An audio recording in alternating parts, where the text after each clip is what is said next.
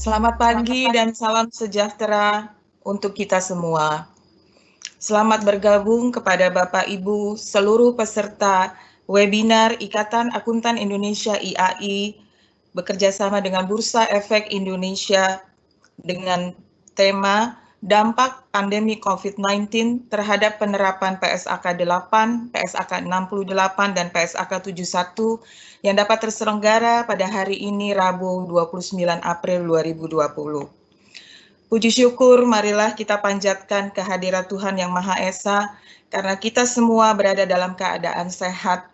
Marilah kita juga berdoa dan bersimpati untuk semua orang yang masih harus berjuang untuk bisa sembuh dan tetap optimis serta semangat bahwa kita semua bisa segera melewati pandemi COVID-19 ini. Yang saya hormati Bapak Igede Nyoman Yetna, Direktur Penilaian Perusahaan Bursa Efek Indonesia. Yang saya hormati Bapak Ibu dari Divisi Layanan dan Pengembangan Perusahaan Tercatat, Direktorat Penilaian Perusahaan Bursa Efek Indonesia. Ibu Rosita Uli Sinaga, anggota Dewan Pengurus Nasional IAI, Bapak Ibu Dewan Pengurus Nasional IAI dan Pengurus IAI, Bapak Ibu anggota Dewan Standar Akuntansi Keuangan DSAK IAI, khususnya Bapak Johan Pinarwan, Ibu Ersa Triwahyuni, dan Bapak Indra Wijaya yang akan menjadi pembicara pada pagi hari ini. Bapak Ibu wakil dari perusahaan tercatat di Bursa Efek Indonesia, Bapak Ibu para analis efek Indonesia, Bapak Ibu anggota IAI, dan Bapak Ibu seluruh peserta webinar IAI BEI pada pagi hari ini. Bapak Ibu yang berbahagia, merupakan kebahagiaan tersendiri bagi kami karena acara ini diikuti oleh 9.500 peserta yang sangat antusias melakukan registrasi hanya dalam waktu beberapa hari saja. Kami berharap Bapak Ibu tetap antusias mengikuti acara webinar ini selama kurang lebih 90 menit sampai selesai. Webinar IAI BEI ini merupakan sosialisasi dari dua panduan yang telah dikeluarkan oleh Dewan Standar Akuntansi Keuangan IAI dalam bentuk press release yang pertama tanggal 1 April 2020 tentang dampak pandemi COVID-19 terhadap penerapan PSAK 8, peristiwa setelah periode pelaporan, dan PSAK 71, instrumen keuangan. Serta press release yang kedua, tanggal 4 April 2020, tentang dampak pandemi COVID-19 terhadap penerapan PSAK 68, pengukuran nilai wajar. Sebelum kita mendengarkan pemaparan dari Bapak Ibu pembicara dari DSAK IAI, terlebih dahulu marilah kita simak bersama dua sambutan, yaitu yang pertama dari Bapak Igede Nyoman Yetna, selaku Direktur Penilaian Perusahaan Bursa Efek Indonesia, dan disusul oleh sambutan yang kedua oleh Ibu Nasional IAI. Mari kita ikuti bersama.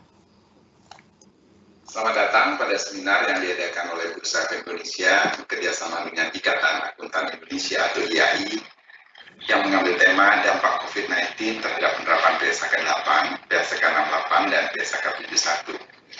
Perwakilan dari perusahaan tercatat yang saya hormati, laporan keuangan berasal dari merupakan jendela bagi para investor, regulator, karyawan, dan stakeholder untuk dapat mengetahui performa operasional perusahaan. Melalui laporan keuangan, investor akan mengetahui fundamental perseroan yang akan dijadikan basis untuk menilai harga wajar saham perseroan di bursa. Terkait dengan kondisi pandemik saat ini, bursa dan OJK menyadari bahwa penyusunan laporan keuangan akan menghadapi kendala terkait dengan penyelesaian. Untuk itu, Otoritas Pasar Modal telah memberikan relaksasi batas waktu penyampaian laporan keuangan masing-masing 2 bulan untuk laporan keuangan audited 31 Desember 2019 dan laporan keuangan triwulan 1 2020. Tentunya stakeholder dari perusahaan tercatat pasti ingin mendapatkan gambaran dampak pandemi terhadap performa perusahaan. Berdasarkan kebutuhan tersebut, kami bekerja sama dengan IAI mengadakan acara seminar ini, selain juga dalam rangka meningkatkan capacity building bagi perusahaan tercatat. Melalui seminar ini diharapkan manajemen perusahaan dapat menjelaskan dampak pandemi COVID-19 terhadap kondisi perusahaan sesuai dengan standar PSAK yang berlaku. Pada seminar ini kita emphasizing 3 PSAK, PSAK 8, peristiwa setelah periode pelaporan, PSAK 68, pengukuran nilai wajar, dan PSAK 71 terkait dengan instrumen keuangan. Dengan penerapan yang menurut kaidah yang ada, kita harapkan akan memudahkan para pemangku kepentingan untuk melakukan evaluasi dan mengambil keputusan yang tepat. Kami telah melakukan kolaborasi yang harmonis dengan IAI, dan melalui seminar ini adalah seminar pertama kita melaksanakan virtual seminar yang mengutilisasi keberadaan teknologi. Terima kasih kepada Ikatan Akuntan Indonesia, IAI, untuk fruitful collaboration. Terima kasih juga kepada narasumber dari Dewan Standar Akuntansi Keuangan atau DSAK IAI. Teristimewa buat Ibu Rusita Ruli Sinaga, anggota Dewan Pengurus Nasional IAI, Bapak Johan Pinarwan, Ketua DSAK IAI, Bapak Severinus Indrawijaya, Wakil Ketua DSAK IAI, Ibu Ersa Riwahyuni, anggota DSAK IAI, dan tidak lupa juga kepada tim Bursa Efek Indonesia sehingga acara ini bisa berlangsung. Selamat mengikuti seminar, semoga bermanfaat. Yang saya hormati Bapak Igede Nyoman Yetna, Direktur Penilaian Perusahaan Bursa Efek Indonesia, Bapak Ibu Dewan Pengurus Nasional dan Pengurus IAI, Bapak Ibu Dewan Standar Akuntansi Keuangan DSAK IAI, Bapak Ibu yang mewakili perusahaan tercatat di Bursa Efek Indonesia, Bapak Ibu para analis Efek Indonesia, Bapak Ibu anggota IAI dan seluruh peserta live event webinar IAI Bursa Efek Indonesia, selamat pagi dan salam sejahtera buat kita semua. Semoga kita semua berada dalam keadaan yang baik dan sehat di masa pembatasan sosial berskala besar untuk melawan pandemi coronavirus disease 2019 saat ini. Atas nama Ikatan Akuntan Indonesia, saya mengucapkan terima kasih kepada Bursa Efek Indonesia, khususnya kepada Bapak Igede Nyoman Yetna, Direktur Penilaian Perusahaan dan tim dari Divisi Layanan dan Pengembangan Perusahaan Tercatat, atas bantuan dan dukungannya sehingga acara webinar kerjasama IAI dan Bursa Efek Indonesia yang pertama ini dapat terlaksana pada pagi ini. Kerjasama antara IAI dan Bursa Efek Indonesia dalam pengembangan standar akuntansi keuangan telah lama terjalin baik. Dukungan pendanaan maupun penggunaan fasilitas IDX untuk kegiatan seperti seminar, limited hearing, maupun sosialisasi SAK telah dilakukan sejak tahun 2015. Kerjasama yang baik ini tentunya merupakan kontribusi bersama terhadap usaha terwujudnya pelaporan keuangan yang berkualitas tinggi untuk kebutuhan seluruh stakeholders yang pada akhirnya juga bertujuan untuk meningkatkan kepercayaan investor berinvestasi di Bursa Efek Indonesia. Ikatan Akuntan Indonesia adalah organisasi profesi yang menaungi seluruh akuntan Indonesia. Dewan Standar Akuntansi Keuangan adalah dewan independen yang berada di bawah IAI dan memperoleh mandat untuk menyusun standar akuntansi keuangan sebagai acuan penyusunan laporan keuangan di Indonesia. Sebagai penyusun SAK di Indonesia, DSAK IAI selain aktif untuk melaksanakan proses konvergensi SAK yang mengacu pada International Financial Reporting Standard, juga senantiasa berupaya untuk responsif melihat perkembangan isu publik serta dampaknya terhadap laporan keuangan.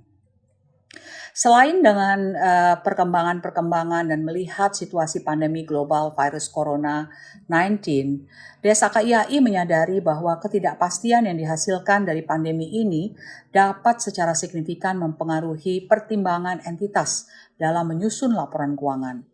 SAK yang principle based memberikan ruang bagi entitas dalam menggunakan pertimbangannya untuk menyelesaikan permasalahan akuntansi yang timbul sebagai akibat pandemi COVID-19. Demi menjaga konsistensi penerapan SAK, DSAK IAI telah menerbitkan petunjuk mengenai penerapan standar-standar yang relevan dengan dampak dari pandemi COVID-19, yaitu PSAK 8 tentang peristiwa setelah periode pelaporan, PSAK 68 tentang pengukuran nilai wajar, dan PSAK 71 tentang instrumen keuangan yang sebentar lagi akan kita dengarkan pemaparannya. Perlu kiranya kami tekankan bahwa panduan ini tidak mengganti atau merevisi PSAK terkait. Panduan ini secara hierarki tidak dapat bertentangan dengan prinsip yang terdapat dalam PSAK tersebut. Oleh karena itu, DSAK IAI dalam menyusun panduan tersebut tetap patuh pada koridor prinsip-prinsip yang diatur dalam PSAK terkait. Panduan ini diharapkan dapat memberikan tambahan tuntunan dalam membuat berbagai keputusan kebijakan akuntansi yang mungkin membutuhkan pertimbangan manajemen yang tidak mudah. Panduan yang dikeluarkan DSAK IAI tentunya sudah ditunggu oleh preparers dan seluruh stakeholders laporan keuangan di Indonesia. Atas nama Dewan Pengurus Nasional IAI, kami mengapresiasi upaya seluruh anggota DSAK IAI yang telah bekerja cepat untuk menghadirkan panduan tersebut buat kita semua. IAI juga mengapresiasi sejumlah kebijakan pemerintah termasuk Otoritas Jasa Keuangan di Indonesia yang telah mengeluarkan sejumlah stimulus ekonomi dan relaksasi peraturan dalam rangka menjaga kestabilan ekonomi dan bisnis di Indonesia. Pada akhirnya, IAI mengajak seluruh pihak, terutama entitas yang mempunyai kepentingan publik, untuk tetap berkomitmen menyajikan laporan keuangan yang relevan dan transparan serta andal walaupun kita menghadapi kondisi COVID-19 yang penuh dengan ketidakpastian dan keterbatasan. Akhirnya, saya ucapkan selamat mengikuti webinar kerjasama IAI dan Bursa Efek Indonesia ini. Semoga pandemi ini dapat segera kita lalui. Marilah kita bersama disiplin memakai masker, menjaga jarak, hidup bersih dan sehat, serta tinggal di rumah saja. Terima kasih. Terima kasih kepada Bapak Nyoman Yetna dan Ibu Rosita atas sambutannya. Selanjutnya saya akan menjelaskan beberapa tata cara webinar ini. Yang pertama, peserta dapat mengajukan pertanyaan melalui menu live Q&A yang ada di monitor Bapak Ibu. Kedua, pada pertanyaan dapat dituliskan nama Bapak Ibu penanya, mewakili institusi apa, dan pertanyaan ditujukan kepada pembicara yang mana. Pertanyaan sebisa mungkin singkat, padat, dan menggunakan bahasa tulisan yang santun. Ketiga, Bapak Ibu juga dapat memberikan dukungan untuk pertanyaan yang disukai dengan cara memilih tanda like atau jempol. Oke, selanjutnya kita akan masuk ke acara inti, yaitu pemaparan oleh 3 pembicara dari DSAK IAI. Sebagai pembicara pertama adalah Bapak Johan Pinarwan. Pak Johan adalah Ketua DSAK IAI, sekaligus praktisi dari KAP Tanudireja Wibisana Rintis dan Rekan PricewaterhouseCoopers Indonesia. Pembicara selanjutnya, pembicara kedua adalah Ibu Ersa Triwahyuni. Ibu Ersa adalah anggota DSAK IAI yang sekaligus akademisi dari Universitas Padjadjaran Bandung. Pembicara ketiga, Bapak Severinus Indra Wijaya. Pak Indra adalah Wakil Ketua DSAK IAI sekaligus praktisi KPMG Indonesia. Saya persilahkan Pak Johan untuk dapat memulai paparannya. Terima kasih Bu Mia. Selamat pagi kepada Bapak Ibu peserta webinar yang saya hormati. Assalamualaikum warahmatullahi wabarakatuh. Shalom, Om Swastiastu, Namo Buddhaya, salam kebajikan Nusantara, salam sejahtera, sehat, bahagia bagi kita semua. Syukur kita panjatkan kepada Allah yang Maha Kuasa bahwa pada pagi hari ini kita masih diberikan kesempatan untuk mengikuti acara webinar ini. Semoga acara webinar ini memberikan kemanfaatan bagi kita semua. Saya akan memulai presentasi pada pagi hari ini dengan memberikan konteks dari bahan yang akan kita bahas. Boleh slide dipindah ke gambar. Jadi ke gambar yang disampaikan adalah mengenai struktur pelaporan keuangan. Tujuan acara ini mungkin saya mengulangi beberapa hal yang disebutkan di bagian kata sambutan tadi, bahwa DSAK akan menyampaikan secara singkat isi dari siaran pers DSAK beberapa waktu lalu, dan kemudian nanti di akhir acara akan ada kesempatan DSAK untuk menjawab beberapa pertanyaan yang disampaikan melalui chat room, melalui Q&A. Sebagaimana disebutkan Bu Mia tadi, pagi hari ini kita DSAK diwakili oleh 3 orang. Saya sendiri Johan Pinarwan, nanti ada Pak Indra, dan juga ada Bu Ersa sebagai penyaji. Anggota DSAK yang lain mungkin ikut juga sebagai peserta. Sebelum saya mulai, sebagaimana biasa dalam presentasi anggota DSAK, saya menyampaikan caveat bahwa materi tayangan dan apa isi materi dan diskusi yang kami sampaikan pada webinar ini itu tidak merepresentasikan posisi DSAK, karena posisi DSAK hanya ditentukan atau ditetapkan setelah melalui due proses prosedur dan proses pembahasan sebagaimana dipersyaratkan oleh peraturan organisasi IAI dan DSAK. Dari gambar ini, Bapak Ibu bisa melihat struktur pelaporan keuangan di Indonesia pada umumnya. Bisa dilihat di sana ada 3 pihak yang terlibat dalam komunikasi informasi keuangan dalam bentuk laporan keuangan, yaitu penyusun atau preparer yang diwakili oleh entitas manajemen, auditor, dan pengguna atau pemangku kepentingan. Apabila akuntansi atau laporan keuangan mau kita ibaratkan sebagai bahasa komunikasi dunia bisnis di antara ketiga pihak tersebut, maka SAK yang menjadi kerangka pelaporan keuangan yang relevan sebagaimana diatur oleh Undang-Undang PT adalah tata bahasa atau gramatika yang digunakan untuk memahami pesan yang disampaikan, sehingga harapannya dalam struktur pelaporan keuangan tersebut, pesan yang disampaikan oleh penyusun akan dipahami maknanya secara tepat oleh auditor dan pengguna. Ini sebagai contoh saja dalam komunikasi bahasa pada umumnya, apabila pesannya itu adalah pusing karena sakit kepala atau putar otak, ya, maka harus dipahami dalam gramatika atau konteks bahasa Indonesia, pusing tersebut adalah sakit kepala, bukan pusing dalam konteks bahasa Melayu yang artinya berputar-putar. Harapannya auditor dan pengguna juga memahami kata pusing yang dipakai sebagai menunjukkan sakit kepala. Nah, dengan kata lain, laporan keuangan tersebut dalam konteks struktur pelaporan keuangan harus disusun sesuai dan disajikan berdasarkan SAK. Apabila laporan keuangan telah disajikan secara wajar sesuai dengan SAK, maka manajemen sebagai penyaji laporan keuangan harus membuat pengungkapan, yaitu dalam pernyataan secara eksplisit dan tanpa kecuali tentang kepatuhan terhadap SAK dalam laporan keuangan.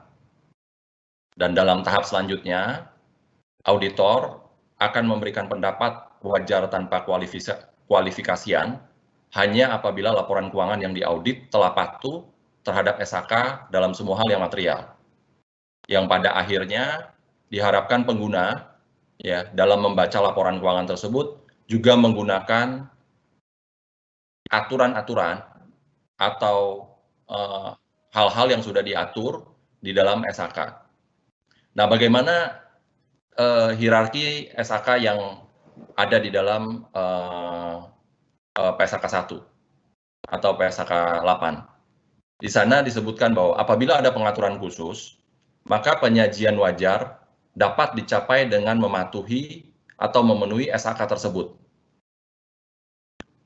Hal yang sama juga kalau ada interpretasi, ya, berarti ada interpretasi atau pengaturan khusus harus dipatuhi dalam hal pemenuhan untuk hierarki SAK.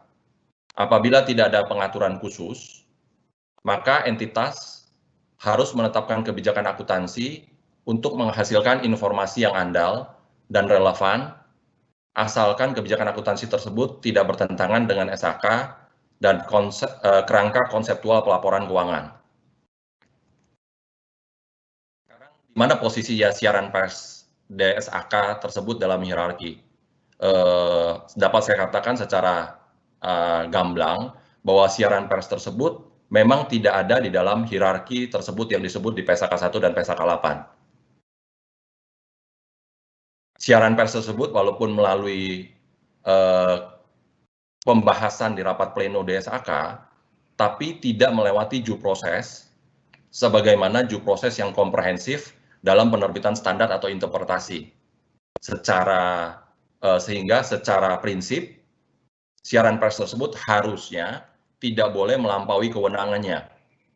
Dengan kata lain, andai kata ya siaran pers tersebut melampaui kewenangannya atau melakukan suatu perubahan yang tidak diharapkan atau unintentional changes, maka sebenarnya siaran pers tersebut harusnya gugur dengan sendirinya.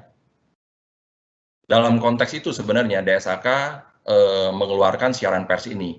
Jadi DSAK tidak bermaksud atau bertujuan mengubah isi dari PSAK 8, 68, dan 71 yang akan kita bahas panduan yang diberikan oleh DSAK dalam siaran pers tersebut. Hanya siaran pers ini menjadi bahan edukasi. Ya, bahan edukasi buat pengguna, buat preparers, buat auditor dalam memahami dampak COVID-19 ini, COVID-19 ini terhadap beberapa standar dan aplikasi atau penerapan standar yang sudah kami identifikasikan.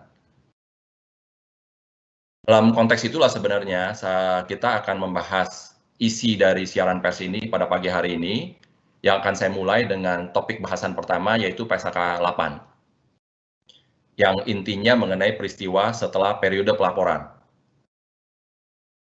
Di dalam PSAK 8, di slide sudah ditampilkan ya, ada dua konsep yang penting sebenarnya, yaitu konsep adjusting event atau peristiwa penyesuai, dan non-adjusting event, peristiwa non-penyesuai. Dari namanya kita bisa menduga isinya bahwa peristiwa penyesuai atau adjusting event itu peristiwa yang terjadi setelah periode pelaporan, namun memberikan bukti adanya kondisi bahwa peristiwa tersebut sudah terjadi pada tanggal periode pelaporan. Sehingga konsekuensi logisnya, walaupun peristiwa tersebut terjadi setelah periode pelaporan, dia akan memberikan dampak penyesuaian terhadap saldo dan akun ataupun perlakuan akuntansi yang ada pada tanggal periode pelaporan. Sementara itu konsep kedua yaitu peristiwa non-penyesuai atau non-adjusting event. Peristiwa tersebut atau kondisi-kondisi tersebut itu timbul setelah tanggal periode pelaporan dan tidak memberikan bukti adanya kondisi tersebut pada tanggal pelaporan. Jadi murni terjadinya setelah tanggal pelaporan. Nah, kalau kita melihat lini masa dalam kaitannya dengan pandemi ini di Indonesia, 31 Desember, WHO mendapat laporan mengenai wabah kasus di kota Wuhan pertama kali. Kemudian 31 Januari, WHO mengumumkan wabah sebagai darurat global atau global emergency. Peristiwa kasus pertama di Indonesia itu diumumkan secara resmi tanggal 2 Maret. Dengan memperhatikan lini masa tersebut, maka DSAK menyimpulkan, ya, jadi panduannya tetap tidak ada yang berubah, hanya dengan fakta-fakta tersebut, ya, DSAK menyimpulkan bahwa pandemi atau wabah COVID-19 ini adalah peristiwa non-penyesuai untuk laporan keuangan per tanggal 31 Desember 2019. Walaupun demikian, walaupun bahwa peristiwa tersebut adalah peristiwa non-penyesuai, entitas kalau menerbitkan laporan keuangannya setelah yang biasanya adalah setelah tanggal 31 Desember 2019, harus mempertimbangkan dampak wabah pandemi COVID-19 ini terhadap kelangsungan usaha entitas untuk laporan keuangan yang per tanggal 31 Desember 2019. Kalau kita fast forward nih, untuk laporan keuangan, karena kan sekarang kita sudah di bulan April, mau menjelang bulan Mei, beberapa perusahaan mungkin yang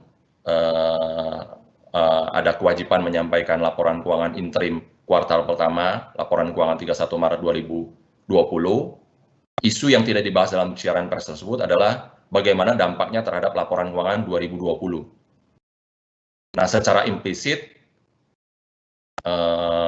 Bapak Ibu yang mendengarkan webinar ini mungkin bisa sampai pada kesimpulan bahwa dengan memperhatikan lini masa yang tadi saya sampaikan, dampak pandemi COVID-19 ini adalah merupakan peristiwa penyesuai untuk laporan keuangan kuartal pertama atau 31 Maret 2020. Nah, itu bagian dari saya, bagian pertama dari topik bahasan pertama. Topik bahasan berikutnya berhubungan dengan PSAK 68 atau nilai wajar. saya akan serahkan waktu dan kesempatannya kepada Ibu Ersa. Silakan Bu Ersa.